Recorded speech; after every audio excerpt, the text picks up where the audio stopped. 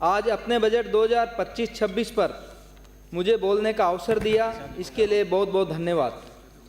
ये बजट गरीब, किसान, मध्यम वर्ग, महिलाओं व बुजुर्गों सभी के लिए विकास के लिए नए आयाम स्थापित करता है। मैं माननीय मुख्यमंत्री भजन लाल शर्मा जी और माननीय उप मुख्यमंत्री दिया कुमारी जी को धन्यवाद देता हूं, जिन्होंने बजट के माध्यम से भारत के यशस्वी प्रधानमंत्री आदरणीय नरेंद्र मोदी जी के सबका साथ, सबका विकास और हर वर्ग के उत्थान के लिए अंत्योदय की भावनाओं को धरातल पर उतारने का काम किया है। माननीय अध्यक्ष महोदय, 2014 से वर्तमान तक केंद्र सरकार ने माननीय प्रधानमंत्री नरेंद्र मोदी जी के नेतृत्व में अयोध्या में भव्य राम मंदिर के निर्माण, कश्मीर में धारा 370 को हटाने, 3 तलाक को समाप्त करने जैसे कार्य कर राष्ट्र की एकता को मजबूत करने का कार्य लगातार कार्य किया है। वहीं दूसरी ओर प्रधानमंत्री गरीब कल्याण योजना, प्रधानमंत्री किसान सम्मान निधि, उज्ज्वला योजना जैसी योजनाओं के माध्यम से गरीब किसान महिलाओं की बेहतरी के लिए कार्य किया है।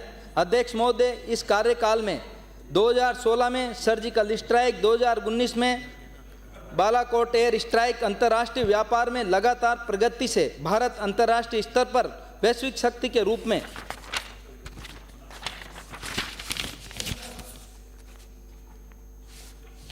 उभर कर आया है और सभी बड़े देश भारत की शक्ति का लोहा मान रहे हैं। माननीय अध्यक्ष महोदय, राजस्थान में भी दिसंबर 2023 में भाजपा सरकार बनने के बाद से ही माननीय मुख्यमंत्री भजन लाल शर्मा जी के नेतृत्व में राजस्थान सरकार तथा उसके सभी मंत्री राज्य को विकास की नई गति देने और वर्ष 2030 तक $350 मिलियन की अर्थव्यवस्था बनाने की दिशा में लगातार कार्य कर रहे हैं। और इसी लक्ष्य को ध्यान में रखते हुए हाल ही में सफल राइजिंग राजस्थान समिट संपन्न हुआ, जिसमें राजस्थान में औद्योगिक विकास को गति मिली और 35 लाख करोड़ से अधिक के MOUs पर विभिन्न औद्योगिक इकाइयों के साथ हस्ताक्षर किए गए। वहीं दूसरी ओर पूर्वी राजस्थान में सिंचाई और पेयजल की व्यवस्था के लिए दिसंबर 2024 में यशस्वी प्रधानमंत्री श्री नरेंद्र मोदी जी, माननीय मुख्यमंत्री भजन लाल शर्मा जी और मध्य प्रदेश के माननीय मुख्यमंत्री मोहन यादव जी ने राम जल सेतु लिंक योजना की शुरुआत की, जो सिंचाई और ग्रामीणों के पेयजल की समस्याओं को भारी स्तर पर सुधार करेगी। माननीय अध्यक्ष महोदय, इन सब कार्यों को आगे बढ़ाते हुए माननीय वित्त मंत्री महोदय ने वर्ष 2025-26 के बजट में अमृत 2.0 योजना के अंतर्गत 183 नगरीय निकायों के पेयजल आपूर्ति के लिए 5,123 करोड़ रुपए के कार्य करने की घोषणा की है। इसके साथ ही मुख्यमंत्री जल जीवन मिशन शहरी की घोषणा की है, जिसका मैं स्वागत करता हूं तथा साथ ही आशा करता हूं कि मेरी विधानसभा क्षेत्र के नगरीय क्षेत्रों 12 और 18 में इस योजना का लाभ पहुंचेगा, जहां पर कांग्रेस सरकार के नेताओं ने 5 वर्ष की सरकार में विकास के नाम पर सिर्फ अपने निजी स्वार्थ सिद्ध किए। माननीय अध्यक्ष महोदय, 12 जिला कृषि क्षेत्र में राजस्थान में सबसे अग्रणी जिला है। यहाँ के अधिकतर लोग आय के लिए कृषि पर पूरी तरह निर्भर हैं। जहाँ हमारी सरकार ने बजट के माध्यम से सिंचाई के क्षेत्र में राम जल सेतु लिंक परियोजना के अंतर्गत 9300 करोड़ रुपए के विभिन्न कार्यों की घोषणा की है। वहीं इसके अलावा मेरी विधानसभा क्षेत्र के मेरमा चाह तालाब की मरम्मत, परवन नदी पर सुरक्षा दीवार का निर्माण, परवन लिफ्ट योजना की दाई मुख्य नहर की लाइनिंग व जीर्णोद्धार का कार्य आदि से इस क्षेत्र को सिंचाई के क्षेत्र में लाभ मिलेगा। माननीय अध्यक्ष महोदय, इस क्षेत्र में लंबे समय से परवन वरस सिंचाई परियोजना का कार्य चल रहा है। क्षेत्र के सभी किसान इस परियोजना के पूर्ण होने का इंतजार वर्षों से कर रहे हैं। हाड़ौती के सभी किसान इसके पूर्ण होने से सबसे बड़े स्तर पर लाभान्वित होंगे। इसके लिए सरकार इस परियोजना के लिए अलग से बजट उपलब्ध करवाए।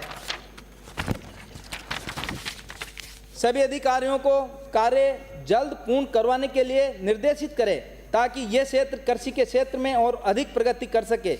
माननीय अध्यक्ष महोदय, संपूर्ण भारत के किसान माननीय प्रधानमंत्री जी द्वारा शुरू की गई प्रधानमंत्री कृषि सम्मान निधि, राष्ट्रीय फसल बीमा योजना, राष्ट्रीय कृषि विकास योजना आदि योजनाओं के माध्यम से लगातार लाभान्वित हो रहे हैं, जिसके लिए पूरे भारत के किसानों को भरोसा माननीय प्रधानमंत्री जी पर इतने वर्षों से बना हुआ है।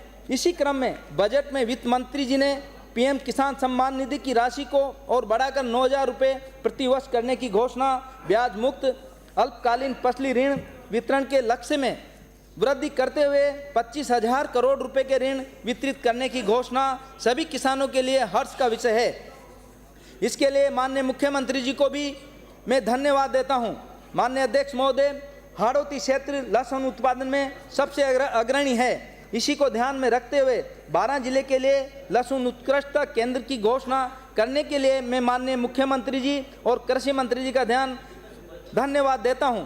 साथ ही यहाँ यह भी बताना चाहूँगा कि 12 कृषि उपज मंडी प्रांगण इतने बड़े स्तर पर कृषि जिन्सों के लिए छोटा पड़ रहा है।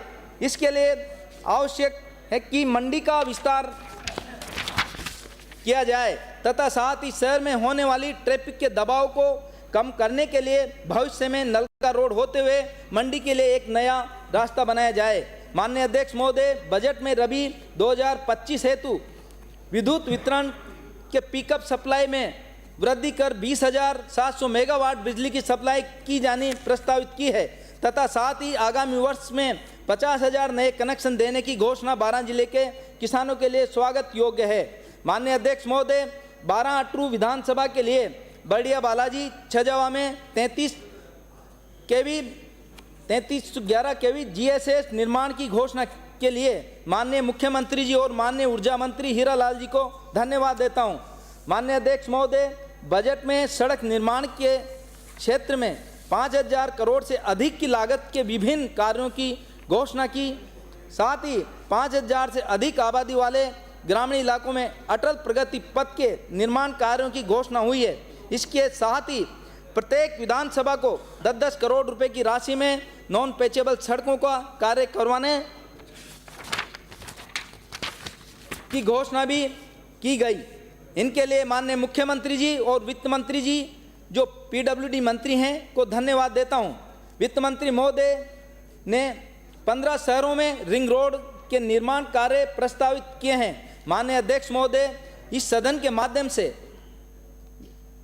मैं बताना चाहता हूं कि 12 शहर के अंदर के रोड काफ़ी सकरे हैं और इन्हें चौड़ा करने की क्षमता भी सीमित है। अध्यक्ष महोदय, इन सब वजह से लगातार ट्रैफिक जाम और सड़क दुर्घटनाओं की संख्या में वृद्धि हुई है। महोदय, 12 शहर के निवासी भी आशा करते हैं कि शहर में रिंग रोड बने जिससे शहर पर ट्रैफिक का बोझ कम हो सके और दुर्घटनाओं में कमी आए। माननीय अध्यक्ष महोदय, लंबे समय से मेरी विधानसभा के अटरू शहर वासियों की बस स्टैंड की मांग थी।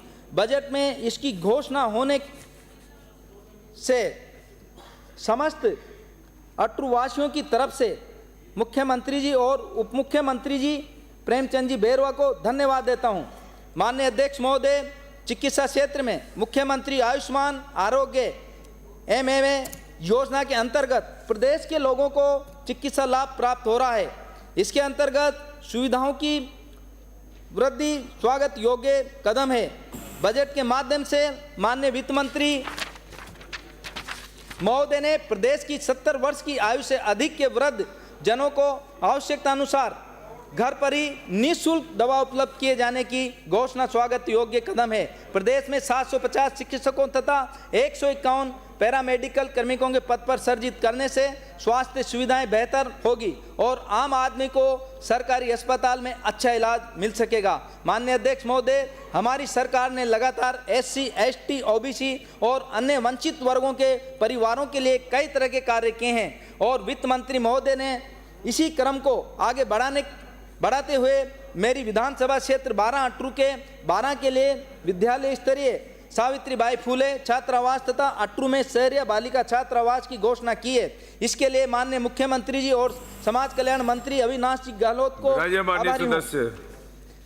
इसके साथ ही प्रदेश की महिलाओं के आर्थिक सशक्तिकरण और आजीविका संवर्धन हेतु राजीविका मिशन के अंतर्गत महिलाओं को लखपति दीदी की श्रेणी में लाए जाने की का लक्ष्य बढ़ाकर 20 लाख किया जाने की घोषणा महिलाओं के सशक्तिकरण में मील का पत्थर साबित होगी। श्री अरुण चौधरी विराजिए माननीय सदस्य प्लीज।